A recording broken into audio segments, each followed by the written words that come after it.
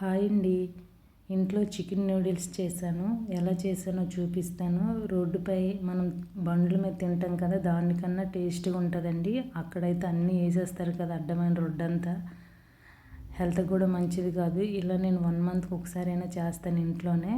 చాలా టేస్ట్గా ఉంటుందండి. ఫస్ట్ అయితే చికెన్ నీట్గా కడుక్కొని కొంచెం చిన్న చిన్న ముక్కలండి, బోన్స్ లేకుండా చికెన్ తీసుకున్నాను.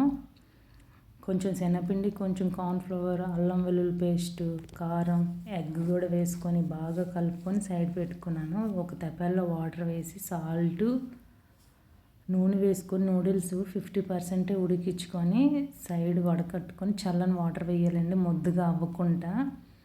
ఎగ్స్ కూడా ఒక 3 నేను ఇలా ఫ్రై చేసుకొని సైడ్ పెట్టుకున్నాను. అదే కళాయిలో ఆయిల్ వేసుకొని చూపించే ముక్కలన్నీ వేసుకొని బాగా ఫ్రై చేసుకొని చికెన్తో మసాలా ఇచ్చారండి, అది వేసుకున్నాను. కొంచెం అల్లం వెల్లుల్లి పేస్ట్ కూడా వేసుకున్నాను. కొంచెం సోయా సాస్ వేసుకొని బాగా కలుపుకోవాలి. నూడిల్స్ అన్నీ వేసుకొని సైడ్ పెట్టుకున్న చికెన్ పీసులు, ఆ ఎగ్ తురుము వేసుకొని బాగా కలుపుకోవాలండి. దించే ముందు నిమ్మకాయ, కొంచెం కొత్తిమీర వేసుకొని బాగా కలుపుకోవాలి. ఎంతసేపు కలిపితే అంత టేస్ట్గా ఉంటుందండి. చాలా టేస్ట్ అయితే వచ్చింది. మనం అన్నీ తక్కువ వేసుకొని చేసుకున్నామండి, ఎందుకంటే పిల్లలు తింటారు కదా. చాలా టేస్ట్ అయితే వచ్చింది.